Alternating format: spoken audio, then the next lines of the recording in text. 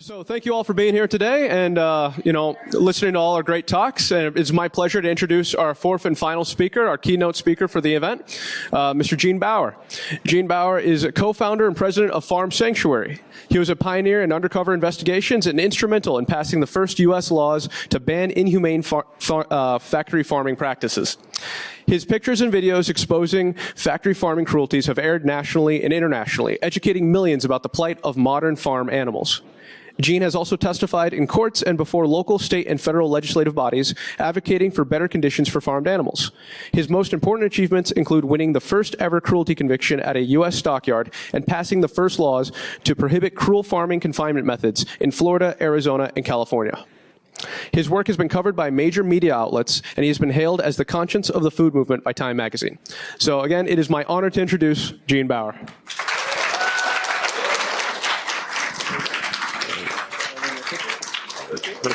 Perfect. Wow, it's great to be here. Thank you very much for that kind introduction, and it's great to see so many folks turning up who care. I really like the comment made previously about if you care, there is power there. There really is. And so often we kind of grow up and see a lot of problems in the world and think, what can we do, right? But if we care and find ways to make a difference, it's a very inspiring, beautiful thing. And I feel very fortunate to have kind of been able to do that. I grew up in Hollywood, California, a long way away from agriculture, although I was part of it because I was eating animals without thinking about it. And also growing up in Hollywood, my mom got me and all my brothers and sisters into the Screen Children's Guild as kids. I did commercials for McDonald's, kind of embarrassed to say. But you don't see me, thankfully. I'm in the background, just sort of walking with a tray or doing this type of thing, so you don't really notice who I am. But a quick weird plug for my mom, who after she had 6 kids started doing work in that business. And has anybody seen that "I've fallen and I can't get up" commercial? Yeah. That's my mom. Crazy, right? She's the one with the blue sweater on the floor of the kitchen. I've fallen. So non-union job, no residuals, by the way. So anyway, another kind of other story around that kind of stuff about systems of oppression, systems of extraction versus systems of mutuality. And factory farming is a system of extraction and oppression, not a system of mutuality. The stories of farmers who end up on this factory farm treadmill, going into debt, is an example of it. Banks extract, industrial integrators extract, insurance companies, pharmaceutical companies extract. The factory farming industry extracts our health, takes our health from us. Also, they extract identity. So another thing that sometimes you will hear when factory farm lobbyists are trying to get more funding for their programs is they tell stories of farmers who are struggling, small farmers, who they are putting out of business, and they extract those identities to get government money for more factory farming. So anyway, it's an extractive business. We need to challenge it. And at Farm Sanctuary, we do this in several ways. Our 3 pillars are rescue. We have sanctuaries with animals who have been rescued. This is very personal, very individual lived experience. It's kind of knowing things in your bones. It's a different way of experiencing the world, is this personal side of it, the rescue. The education is more community-oriented, changing hearts and minds, peer-to-peer, going to groups and educating people about the issues. And then advocacy is we're trying to change systems and structures. So instead of having billions of dollars funding factory farming, which we currently have, if we can start shifting some of those millions and then billions towards a plant-based food system, we can see a big difference. There is a dependency on government programs on the part of industrial animal agriculture.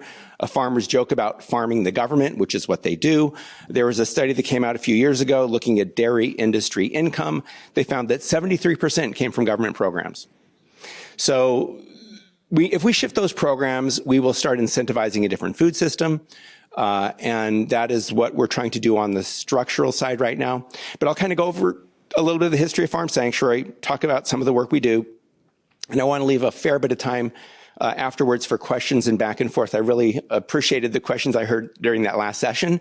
And I also want to apologize for not being here all day long. I just got back from being out of the country, and I've got a book manuscript I have to get done by the end of the month, so I'm just kind of slammed doing that. It's our Farm Sanctuary's 40th anniversary in 2026. So that's what the book is for. So we are an organization that dreams, like many of us do, about a different kind of world where sanctuary replaces exploitation, again, where mutuality replaces extraction. And we started back in the 1980s by selling vegan hot dogs out of our Volkswagen van at Grateful Dead shows. And there I am back in the day with the beard and a little bit more hair. And we also did education and worked to raise awareness about the issues. And food has always been a very important part of this, because the only reason animals suffer is because people are eating them. And so if we can shift the way people eat, so we work on consumer awareness stuff, but we also work on systemic supply side stuff to change and make plant-based foods more accessible, but then also to inspire citizens to think about their food and then to eat plants instead of animals. And by the way, with the Grateful Dead, Bob Weir, a founding member of the Grateful Dead, is now a vegan. And I interviewed him for our 35th anniversary, almost 5 years ago now. And this last summer, we were actually at the Sphere in Las Vegas, where they invited us to have a table. So we got a long, cool history with the Grateful Dead. When they played in Chicago in 2015, we got vegan hot dogs inside of Soldier Field. So instead of being out in the parking lot, we're getting in the venues, which is a beautiful thing to see. But we started out, again, small mom and pop, funded it by selling the vegan hot dogs, and then also lived in a school bus on a tofu farm. Early on, we started doing education about who these animals are and where they came from. And this is one of those kind of personal experiences of where you learn and understand. You look into the eyes of an individual. It does something kind of to your soul a little bit, So that's that rescue side of it, that personal lived experience that is part of our sanctuaries. We now have a sanctuary in New York State. We got about 400 acres there now. Some of it we're actually not using. We're looking at new ways to utilize it, potentially as more farming. We started a garden last year. We opened a vegan cafe last year, really leaning into the solutions. So we have animals who are rescued living at the sanctuary. We have overnight accommodations. People can actually come and stay overnight at the farm and wake up and see the sanctuary. We do events. In August, we have a hoedown where we have speakers and dancing. There's usually a bonfire at night. Every year in November, both in Watkins Glen and at our place in California, we do a celebration for the turkeys where we feed the turkeys and don't eat them. It's been one of our long-standing campaigns, started in 1986, because we were vegans way back then and thinking, Thanksgiving, what a lousy holiday. What can we do about this? And we thought, let's turn the tables. And, we were rescuing animals and thought, okay, let's make the turkeys, elevate and honor them as guests instead of as the main course. And so the celebration for the turkeys started back then. And now I'm glad to see many sanctuaries also celebrating a different kind of Thanksgiving with turkeys as guests instead of as a carcass. We also have a place near Los Angeles, California. And I don't know if any of you guys saw that Oscar speech by Joaquin Phoenix. He ended that speech with his late brother River's lyric, "Run to the rescue with love and peace will follow." I met him at the slaughterhouse the next morning, and we rescued Liberty and Indigo, who now live at the sanctuary in LA. So it's pretty beautiful, amazing timing. It just kind of happened. I was in LA, actually going to fly back that day, and I get a call that morning, and I canceled my flight, and that happened. So sometimes things happen that it's hard to predict. We need to have plans, we need to prepare, but we also need to be open when things occur that you would never expect. So now I'm going to kind of go into some pictures I've taken over the years showing some of the cruelties we've worked to stop. And this was part of a time when, and we still do this, where we wanted to, Farm Sanctuary started with this idea that if we go in and we document conditions and we show people what's happening, they're going to all go vegan because it's horrible and nobody wants to be part of this, right? That was a pretty simplistic idea. And some people do see these images and go vegan, but it's a much bigger systemic issue. It's not, it's individual, it's community, it's structure. So anyway, this is a picture of gestation crates. I took this in Missouri, and for many years, we tried to pass legislation to ban this kind of confinement system. Oftentimes, it would be introduced into a state legislature. It would go in front of the Agriculture Committee, and it would die, often without even having a hearing. And then we recognized around 2000 that there was another way, and that was to get a measure on the ballot for a popular vote. And we did this for the first time in Florida, started the campaign in 2000, got the measure on the ballot in 2002. And by the way, a graduate of Duke Law School, an old friend of mine, David Wolfson, was part of that. In fact, I remember when he first graduated from Duke, this was in the 80s, he moved to New York City, we met, and he's still a partner at Milbank, Tweed, Hadley, McCloy. I don't know if they got other names on there now, but anyway, so thanks Duke for getting David out in the world, and he helped with the initiative in Florida, which passed in 2002. After that, we went to Arizona in 2006 and did the same thing. We got a bill introduced, and this, by the way, is a picture of veal crates, which I took in New York State. So we went to Arizona, did the same thing. A bill was introduced. It died without, in the Ag Committee. So we went to the voters, collected signatures, put a measure on the ballot, and it passed. After the Arizona initiative passed, some of the big industry groups started saying, well, we're going to phase out the gestation crates. So that was a good sign. And the veal industry was also in the process of kind of dealing with bad publicity, and they were transitioning themselves largely voluntarily. So passing this legislation, especially through a popular vote, was sort of a statement of what we as a society believe in, and that we do not believe it's okay to put animals in such small crates. And so the industry's sort of responding after the Arizona initiative. And then in 2008, we did the first initiative in California, and we added battery cages for egg-laying hens. At the time, there were about 20 million hens in battery cages in California. The Florida initiative honestly didn't have a very powerful pig industry. We thought, we need to win, so let's go to a place where we're going to be able to win, and we did. Same thing in Arizona. California was a bit more complex because it's the #1 agricultural state in the U.S. But California also is not as dependent on animal agriculture, with the exception of dairy. It's been the #1 dairy state. I think it still is. But it has, vegetables, fruits, nuts, wine, it's a diversified ag industry. So animal ag is not as powerful or entrenched there as it is in other places, but it's still significant. The egg industry there was very powerful. And so we got on the ballot in 2008 and banned veal crates, gestation crates, and battery cages. The language of the initiative said animals have to have space to turn around and stretch their limbs. Seems very basic, but the industry said, we don't know what that means.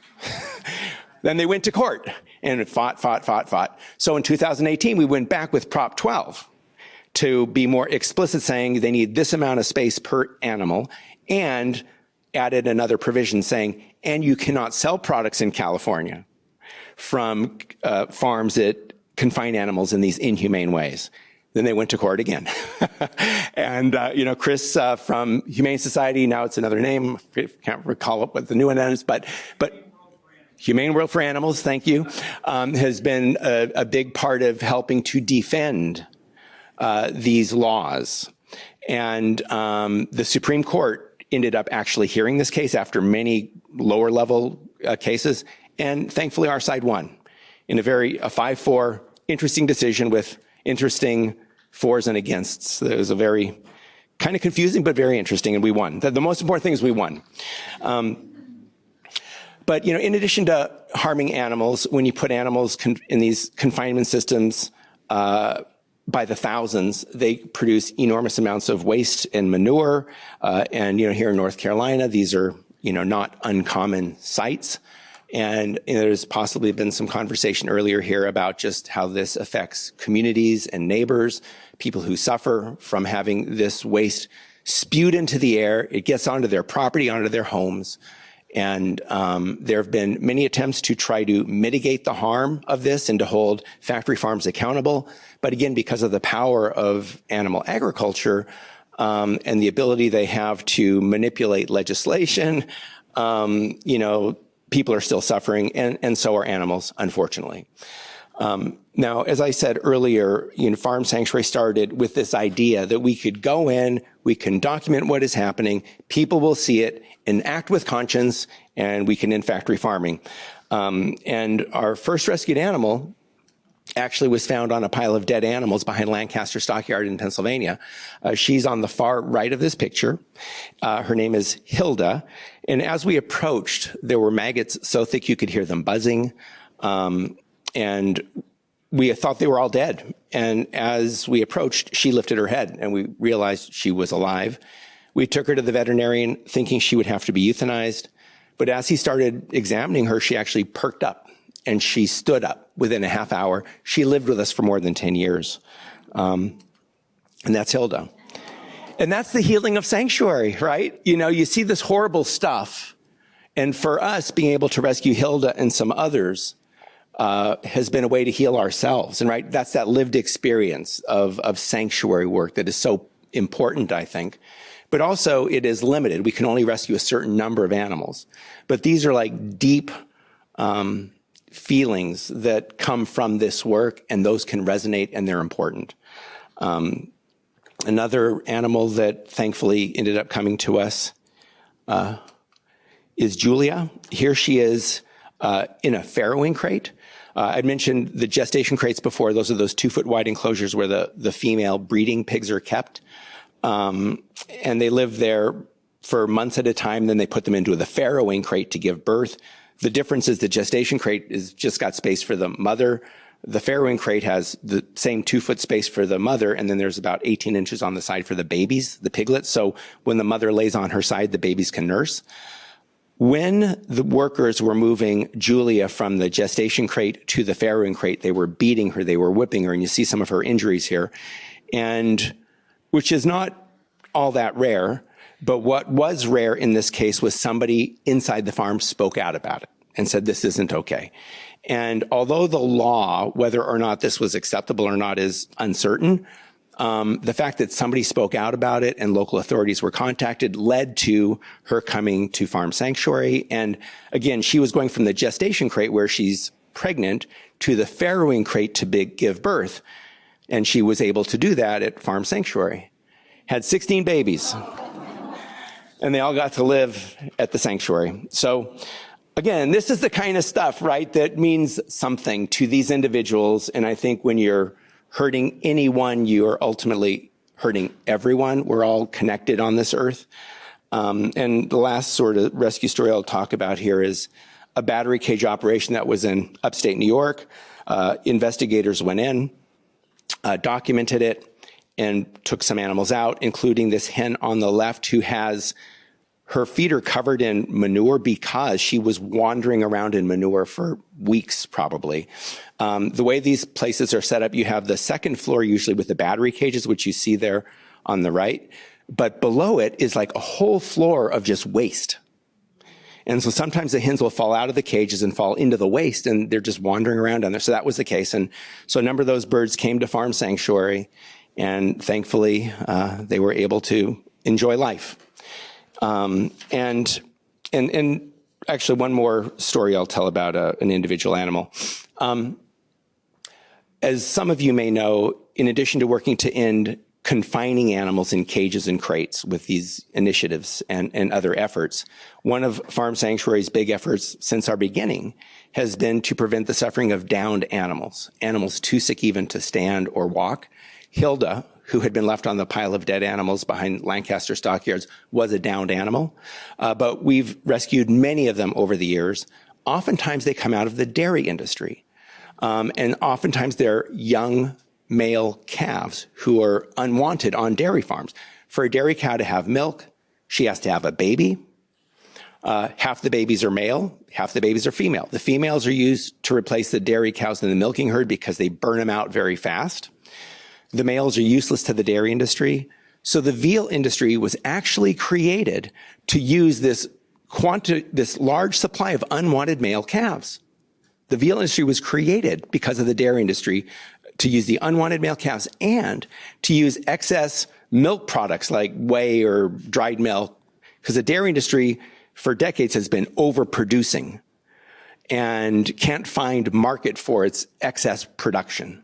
So that's why it's given to kids in schools. That's why the exports are big on dairy. That's why they're coagulating 10 pounds of cow's milk into 1 pound of cheese, right? So it's this massively overproduced product. But anyway, so the males are useless to the dairy industry, and so they're oftentimes sent to stockyards on the day they're born. In some cases, when the market for calves is weak and they're basically worth nothing, they actually kill them on farms, and egregious practices that have occurred over the years. But anyway, I was in upstate New York and came across this guy in a stockyard alleyway, and he was still wet from afterbirth. It was a freezing day, and he was dying of hypothermia.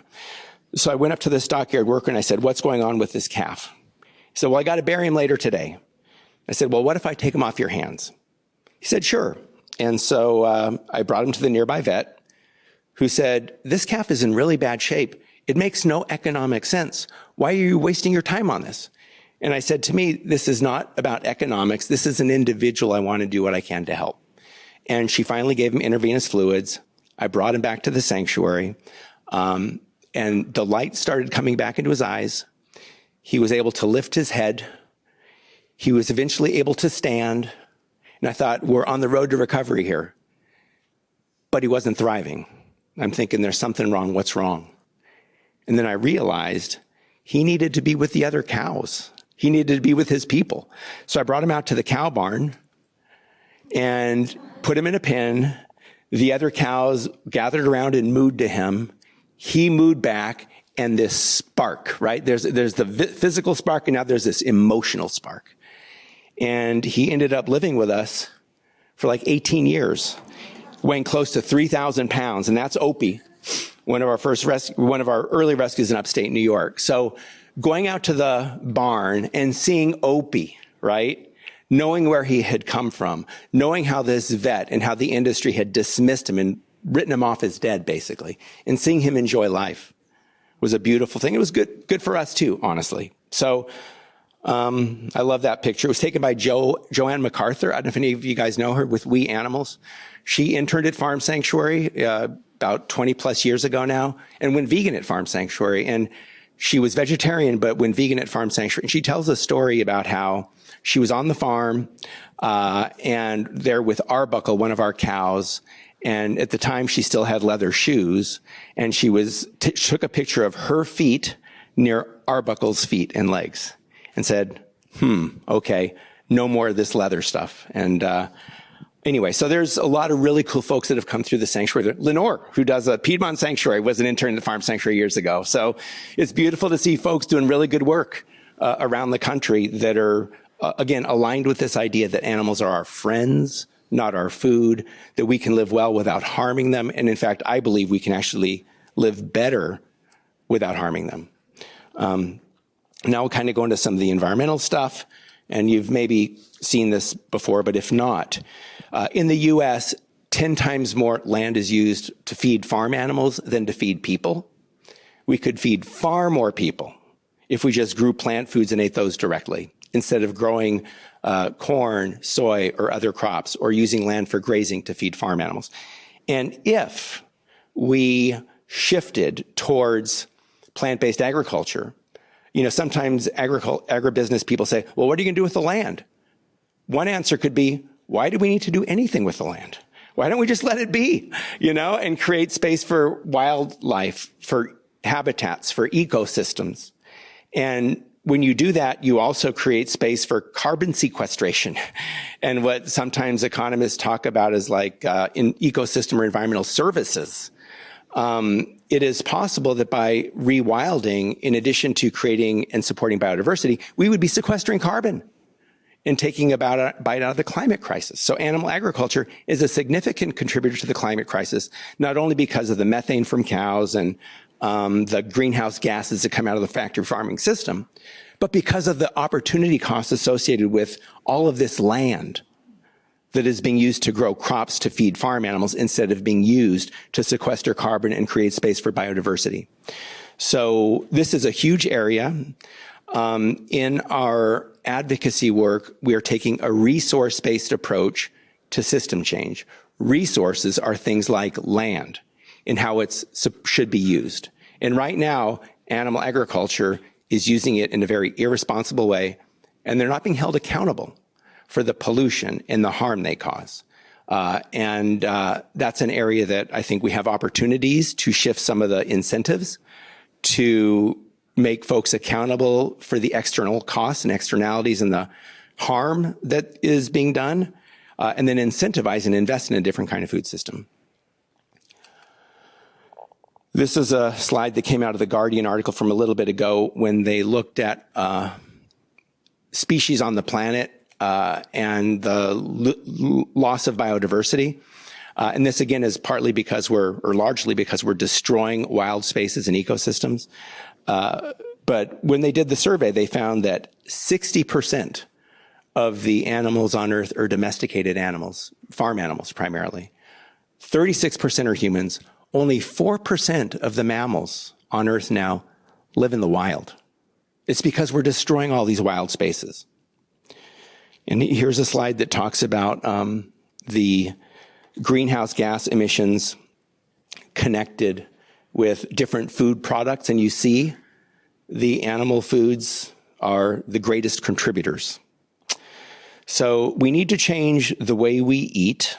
We also need to change the incentive system that is creating these perverse behaviors with perverse incentives. And there are a lot of different ways that change can happen, and I support them all. And there's a lot of different groups that are doing different things, and I basically support them all. I think that we're up against a massive industry, and changing it is going to take a variety of different approaches. And so in my world, kind of the best case scenario is a local, diversified, community-oriented plant-based food system where farmers and consumers are closer together, where more people are growing their own food. In this country, we have more acres in lawns than we used to grow fruits and vegetables. So I sort of dream about this idea about food. There's a food not lawns movement, right? So food being grown in all of these houses, and you know what that does in addition to providing healthy food? It creates job opportunities. Like people, instead of pushing a lawnmower, become a farmer. And instead of having grass clippings, you have food. And now you can, say a bunch of neighbors do this, you can have a abundance. Then you have a farmer's market. You know, you then have value-added products, right? So anyway, if we look at the resources we currently have in this country and the way we're using them, and ask ourselves, is this the best and highest use of this land and of our time and energy? We can see a massive shift.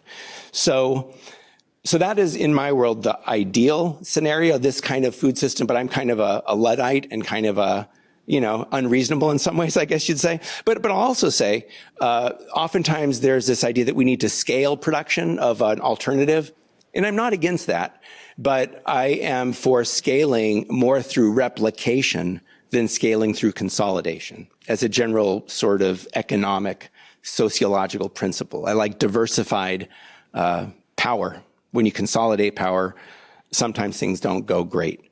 But when you have big companies, they also have opportunities. And so again, it's not black and white. And this is why I don't have a crystal ball. I can't predict what's going to ultimately get the job done here to end animal agriculture. So I'm open to all possibilities. And when we first got the farm in Watkins Glen, New York, we started going to the local restaurants, asking them to have vegan food, because we had many vegan visitors who wanted vegan food. And we thought, what the heck, let's just go ask the local Burger King. And the restaurant, the franchise owner was sympathetic. He put a veggie burger on the menu. It did very well. They test marketed it throughout upstate New York.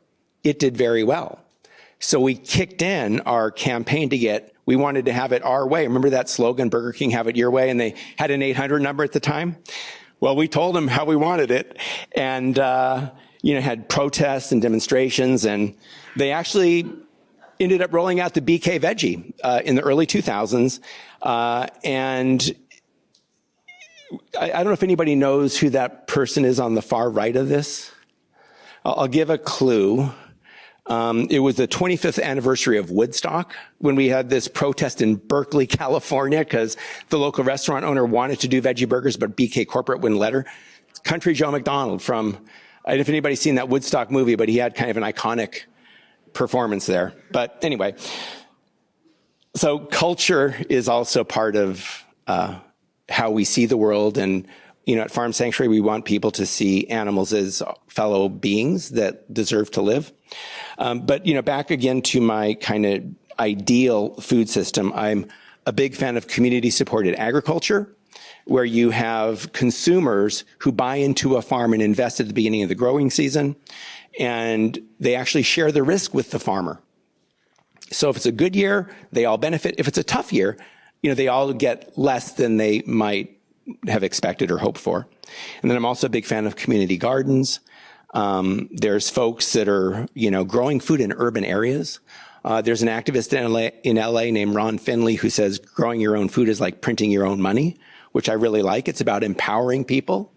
And this is ultimately really about empowering people to live well, to live in alignment with our own values and our own interests, and to live in a way where we can enjoy life, where other animals can enjoy life as well. And I will now put on an interview I did in 2018. And at Farm Sanctuary, one of our most important values is we speak to people where they are on their own journeys. And we'll speak to anybody. You know, like our friends at Mercy for Animals Transformation. We'll speak to anybody. And we'll see how it goes. But anyway, going into this interview, people are saying, are you sure you want to do that? But anyway, I'll let you guys all... Welcome back to a special edition of Tucker Carlson Tonight. If you're a regular viewer of this show, you know we've covered the horse meat question pretty thoroughly. Not exactly sure why. Nobody else is, I guess. We've had proponents and opponents of horse meat eating on this show. One of our viewers, though, was outraged by the whole thing, not just because he believes horse eating is wrong, but because he believes eating any meat is wrong. Gene Baur is the author of Living the Farm Sanctuary Life. He's a vegan activist. He thinks we need to quit eating meat entirely, and he joins us tonight. Mr. Baur, thanks for coming on. Thank you, Tucker. Really appreciate it. So you've got your views about what we ought to be eating. I do, too. I love burrata. But I'm not trying to force anybody else to eat burrata. It seems to be taking kind of a large step to assume you have the right to tell other people what to eat. Why are you doing that? Well, I'm actually not telling other people what they must or must not eat. I just want people to think more about their food choices and recognize the consequences of those, and also to recognize that not eating animals is actually an option we have. You know, we grow up believing we need meat for protein, but in fact we can live well without it. So it's a choice we each need to make, but we should make informed choices. I don't think it's a crazy idea, and I love animals, and I don't like the way factory farms treat animals, so I'm kind of sympathetic to what you're saying. And then I meet people who are vegan, and one, there's a super high level of fussiness, which I find a major turnoff.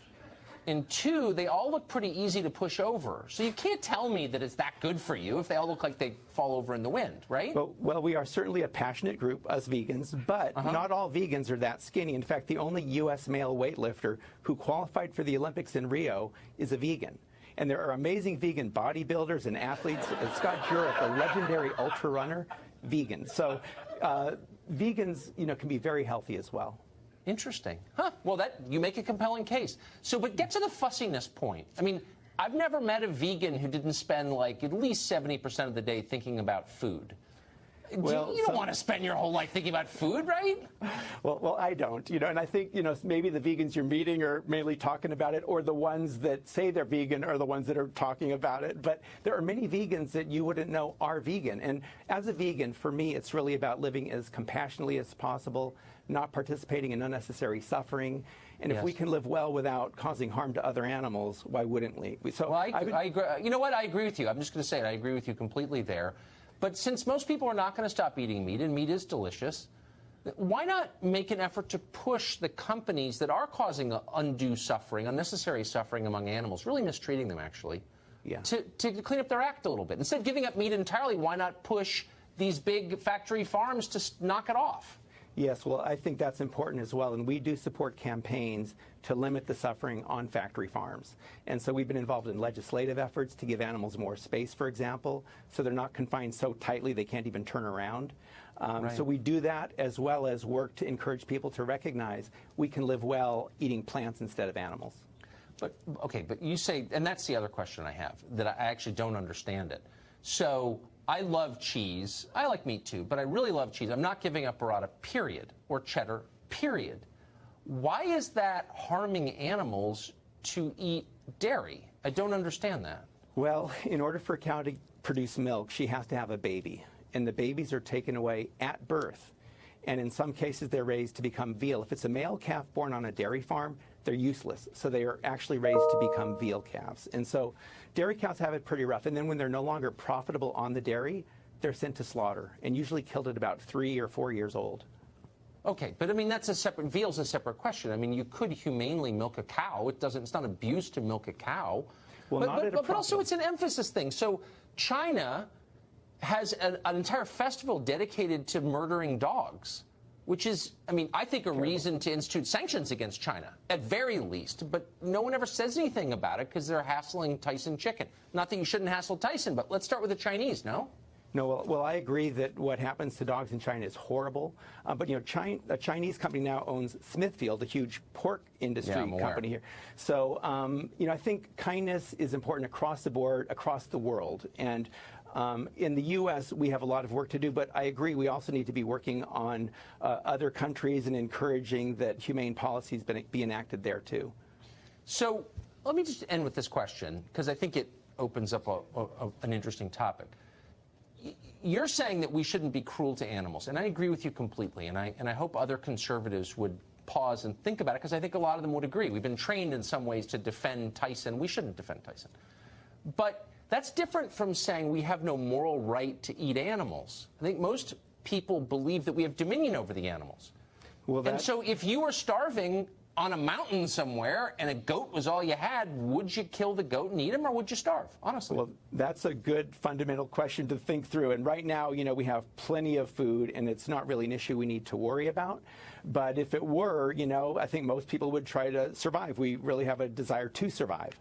But in some cases, you know, if you kill and eat the goat, then you have no more meat. But if you have that goat as a companion, you enjoy life. Right, I get it. No, but those are practical questions. I want to get to the root question, the moral question. Do we have dominion over the animals, or are they our peers? Are they the same as people? We have power over other animals, and I think with a lot of power comes a lot of responsibility. I agree with that. So we can kill them, but whether we should kill them is a bigger question. Okay. You know, I have to say, I started this segment thinking this guy's probably crazy, but I think you're actually reasonable and thoughtful. And I don't agree with everything you've said, but I appreciate your coming on tonight. And I appreciate your concern about animals and your open-mindedness to these issues. I love animals. We shouldn't mistreat them. I agree with that. Right on. Gene, thank you very much.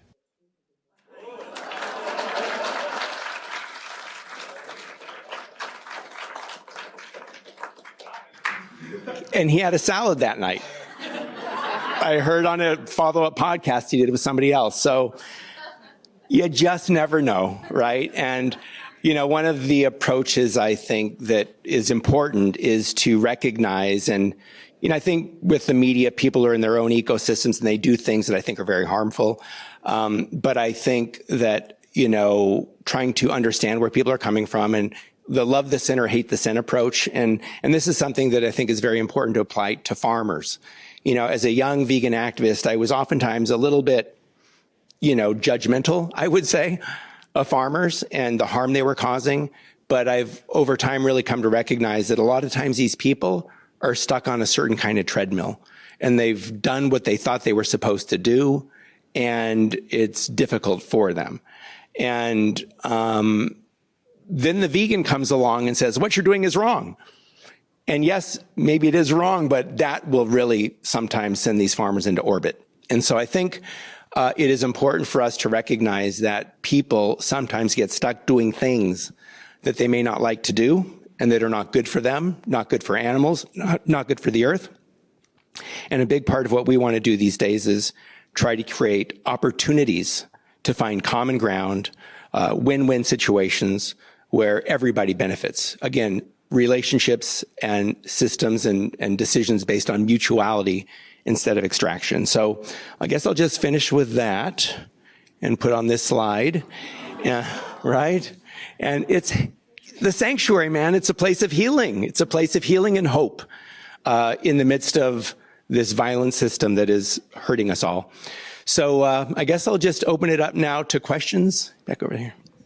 So, on a large sanctuary, which is amazing, how the heck do you coordinate all that veterinary care? Part two, being vegan, we aspire to do better. Me coming from the training perspective, how do you then, with that veterinary care and husbandry, elevate to cooperative processes for things like shearing, so you're not doing inhumane processes like stretching or flipping for trims and stuff, because that's a lot of animals to work with. So how do you make that happen? The veterinary situation is challenging. There are not enough veterinarians. And the veterinary profession historically has been very friendly to agribusiness. They actually didn't support the initiative in Florida to ban gestation crates. They're actually saying it's okay to mass kill animals through ventilation shutdown in factory farms. So that's the institution, right? The structure around veterinarians. They go to schools that are funded by pharmaceutical companies.